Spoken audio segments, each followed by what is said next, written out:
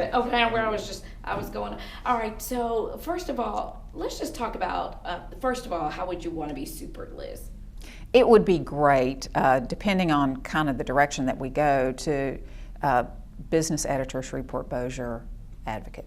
Okay. Okay. Let's talk about your time as the former DDA executive director. Okay, we can do that. You know, you spent so many years there, and now you've moved into another career, not new to you though. But talk to me about the DDA and how hard it is to get new business, to get people to come into this area. Was it a challenge for you? It was a daily challenge to get people to see downtown in a different light, to get them to take a chance, to get them to spend some money, move their business, move their residents, just help us create that downtown that we wanted. And every day we worked and worked and worked to try to make downtown look appealing and actually physically be appealing. Is it any time that you have to say no to some business, or do you welcome all business? Oh, you've got to say no sometimes, or you've got to be not as, there are businesses, quite honestly, that are needed in downtown. We need residential, we need retail, we need restaurants, we need entertainment. But perhaps there are businesses that don't mix with that. There are businesses that, if they are too loud or too rowdy, might not do well next to residential. There are businesses that might conflict with what the majority of people who already have businesses downtown want to see. They may not want competition right next door. We can't tell anybody no. We can just try to guide them to a place that might be better suited or more appropriate for them. I think we saw a burst in energy and downtown businesses probably as you were getting ready to exit. Ashley Tears of Love, I use her all the time. What was it? It was Drippin' Donuts under you too. Yeah, so many. Donuts. It was starting to revitalize. It was. And now we get 50 Cent in the area. Yeah. When you heard about him, did you know who he was? Did you have to Google him or? I did have to Google him. I sure did. When I heard that we had this gentleman who was looking at Shreveport, and I actually was part of one of the original meetings when he came to town. As a matter of fact, I think it was the very first time he had ever seen Millennium Studios. And I was part of that meeting, and I was very impressed by what he said, how he said it, and the fact that he had no gigantic group of people with him. He had one person who was with him, and he listened to everyone in the room. And it was a big group of people in the room that he probably was never going to meet again or see again, but he listened intently to everything that everybody said, and he took it in. And his business ideas, his plan for growth was so smart and so thoughtful. I thought, here's somebody who I think would fit very well in Shreveport, would do well in Shreveport, would help bring Shreveport up, but at the same time, we would be good for him too. Did you think it was going to work? Humor and Harmony. I thought we needed to give it a chance. And here's somebody who's willing to come into a city that he had no real prior affiliation with, spend a lot of money, and also spend personal reputation. He was inviting all of his friends, all of his associates to come here and be a part of a thing that, he was putting his credibility and his reputation on the line. That was bold. Yes, I thought what caught my attention was a post that you made about giving him a chance, about the naysayers. And that has been a part of the topic that I've asked a lot of people. What do you have to say for the people who said, bringing him here, a rap artist, a rap star, turned business mogul, he's going to bring in more negativity, more violence, so the naysayers say. But you said, move around. Give him a chance. I think we are lacking in grace. I think we are lacking in a willingness to let people prove that they're going to do what they say they're going to do. Give him a chance before you lash out at him. We are some of the best at being down on ourselves. It's like we have created it. It's a fine art. And with that post, I was basically telling people, keep it to yourself or take it someplace else, because I'm not playing with it here. What made you want to do it? Had you seen a lot of rhetoric? Oh, of course, we all had. But not just about 50 Cent, about everything. We are great. And I say we, our entire area, we're great at being down on just about everything or finding the negative in just about everything. It's not cute, it's not funny, it's not helpful, take it somewhere else. So I wanted to tell people that at the beginning of the post because I didn't want to deal with it after. I think all of us were in that position too. Talk to me about, when you were the DDA executive director, a lot of negativity downtown, crime, violent shootings. I think a lot of people were starting to give up on Shreveport in the downtown scene. However, you cannot deny that there was not one shooting in the 4 days of Humor and Harmony. Humor and Harmony was very well prepared. It was like our version of the Paris Olympics, if you want to talk about it that way, and we didn't have much time to do it. I had police officers tell me that when you're looking at the Essence Festival down in New Orleans, they plan for it for 12 months, 18 months ahead of time. We had something like, 6 weeks, 8 weeks. It was remarkable how it all came together. Kudos to the city. Kudos to everyone who played a role. Kudos to 50 Cent and his people for being willing to foot the bill on all of it, for heaven's sakes. And it was a huge bill. And I think the bill is still coming in. But those were the types of things. But I think when the city got together and his people got together and Caddo Parish, and they said, we will broach no foolishness, people believed him. Is this what the city needs to kind of re-energize, to reboot downtown? The Red River District, when I came 13 years ago, you could ride downtown and it was life. People were walking the sidewalks. And I took a trip during the Humor and Harmony and I walked. It was bumper to bumper traffic. People were smiling and laughing and coming out of restaurants with bags of food. Right. The vibe was great. It really was. It was upbeat. People were happy. People were smiling. People were talking to each other. Oh, have you been here? Have you seen this? Have you done this? I mean, we had the children's area at Festival Plaza. There was really something for everyone. There were things that cost a lot of money. There were free things. What was really fun is that the small businesses, the existing brick and mortar farther into downtown, were also benefiting from the foot traffic. That's what we want to see. We never want to see somebody come in, bring their own stuff, do their thing, take the money, and go. We want share the wealth. And we saw some shared wealth that weekend. Fantastic. You never gave up on Shreveport. Oh, no. What's the point? If you're going to give up on a place, why stay?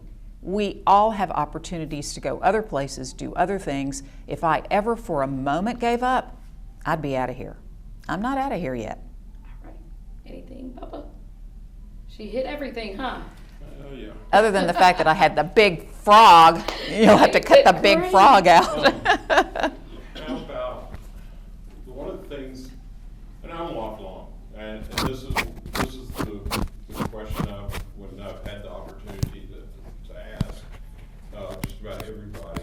Is I'm a lifelong resident, and I'm down here working on what would normally be a day off. Yeah. And I started getting chill bumps because Yeah. in 90, almost 100-degree heat, because wow, this is really happening. Yeah, yeah. It's not the usual. Let's bring in the swamp dragons Right. and it take them. It didn't have that vibe to somebody just coming in making money off of us. Right. Turn Yeah. it. Talk to her. Well, let me think how I want to answer that, because it was kind of just a meandering question there, quite honestly, there, brother. I can fall back. It was absolutely an exciting weekend. It was exciting because it was somebody who had faith in us, and it gave us the permission to have faith in ourselves. And I think that's all you need to say about something like that. Here's a guy, he doesn't need to be here. He's got other options. He's got a lot of money. He could take it someplace else. He chose to take it here. Why Shreveport, though? I think, Orville Hall obviously plays a big role in that because he had the relationship with him. He invited him here. He was one of many, apparently, that he invited here. 50 Cent took him up on it. For whatever reason, he did. The timing was right. The call hit him in the right way. Whatever, there'll be a book written on this, I'm sure. But he took him up on it, and he came. He obviously liked what he saw. And now we're going to give him some grace on Millennium Studios and the other things that he wants to do, knowing that Rome was not built in a day, and neither apparently is this. So let's give him a week or two, or a month or two, or maybe even a year to get his feet under him, and then we can see what transpires. Fantastic. I'm excited. Yeah, I am too. One of the other things that I've noticed, and I don't know if you, it's fine if you don't want to answer it, but the usual people with their hands out. And I think you touched on, he only came that first meeting with one person. Yeah. He doesn't have all these people. Hangers on. Except when he's out in public, obviously. Right. But I didn't see the people from here, that the usuals, that what's in it for me type of thing. All I know about his business dealings and how he is as a businessman, all I know is what I've read. And that one meeting that I had with him, again, where he was very, very impressive about some of the things he was talking about doing with Millennium Studios. I don't know if you've ever heard what happened in that meeting, but it was filled with city officials. And I was the only, I think, outside the city person who was there because I was the head of the DDA. And he was talking about his philosophy of low-hanging fruit, basically. And he said, there are a lot of studios out there who want nothing to do with streaming because they don't consider that it's prestigious. They want to do movies. He said, with streaming, you're working 365 days a year. You're doing multiple projects. You keep people employed all the time. He said, a movie, you may only do one movie every couple or 3 years. He said, I want all the people working all the time. He says that equals money and that equals progress. And I'm sitting there thinking, yeah, this guy's onto something. I've never thought about it that way. So he is really smart in his thinking at what he's looking at doing. And I think he's also smart. He's gotten to be wealthy and successful by understanding, I believe, that there are those people out there who may want to be around him for reasons that are not in his best interest. And I think he knows the score on that. Yeah. I hear he's his own manager, and he'll fly somewhere maybe halfway across the country and fly back to be at a meeting. He likes to know what's going on. So he actually does talk at these meetings. Nobody's talking for him. That's what I understand as well. With the people that he has in town now, that is the story that I've gotten from all of them. But he spoke in your meeting. He talked. Oh, absolutely, he did. But he did not speak much because he didn't feel, he was completely not braggadocious. He wasn't saying, here's who I am and here's what I've done and here's why you should be impressed with me being in this room. Never got that feeling. Very genuine, very gracious, shook hands with people at the end of the meeting, took photos with people at the end of the meeting, was happy, seemingly very happy to be there. And when I walked up to him at the end of the meeting, now I had been in this meeting with 20 plus other people around a huge conference room table. And everyone at the very beginning of the meeting, which lasted about an hour and a half, introduced themselves and said, hey, I'm so-and-so with the DDA, and went around the table. I walked up to him, shook his hand, said, hey, I just want to thank you for being here. I think this would be good for you, and it would be great for us. I hope it works out. And he says to me, you're Liz, right, with the DDA? Holy smokes, is that Smart Business 101? Here we've got a guy in a room full of people, he's never probably going to see them again. He remembers names. Talk about impressive. Wow. Yeah. It is. Yeah. Let me ask you about that meeting. Was that under Adrian's? No. That was under Tom's? Mm-hmm. Because what we've investigated so far, it was in somewhere in year 2 or 3 is when Orville went to Adrian and broached it. And he even says, to Tom's credit, and they talk regularly. Mm-hmm. They run into each other in the airport a lot. But he said, and fly together. Mm-hmm. But he says that, to Tom's credit, that he kept on, you know, he took what groundwork he was able to make, and it made it happen. The only time that I met with him was that one time with Mayor Arsenault, and it really was taking shape then, from my understanding. If you recall, and this is just for your guys' knowledge, the Millennium Studios had been promised to another small upstart production company under Mayor Perkins, and then that fell apart. You can go back and look in your records. It was Troubled Muse Studios. Yeah, so they had promised Drew, I can't remember Drew's last name, with Troubled Muse. Yeah. But he, I mean, literally was just getting his start. And I think at that point maybe only had 2 employees or something like that. Probably too big a space for him. But there was a humongous, and I'm sure you guys were there, there was a humongous press conference with, no, at Millennium. And people from like LED were here, and the Lieutenant Governor was here, and it was at Millennium, and it was the official like welcoming of them to Millennium, and that was under Adrian. So that was all I knew that Adrian was working on, and that was a Drew Mouton, I think, thing. That was all I knew that was working out there under Adrian. It really wasn't until Tom came in that I started hearing about the 50 Cent outreach. But securing Millennium and Mm-hmm. Stageworks was under Adrian. Yes. Stageworks was already the city's, Okay. because that was the expo hall, and Stageworks just had a lease. Okay. Millennium was purchased by Adrian, but I think it was purchased maybe with the plan of this Troubled Muse. Okay. Yeah, Okay. I believe. Got it. And then I don't know how all that fell apart, but it Right. did. Yeah. Where do we go from here?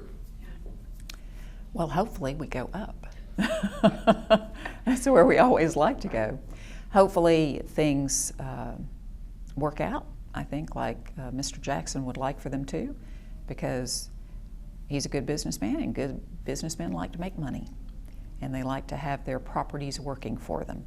And so, looking forward to seeing a lot of activity on the west side of downtown, and a lot of activity in downtown, and a lot of activity in Shreveport and Northwest Louisiana, all because of this. Good. Thank you. You bet. Excellent. All right, guys. Fantastic.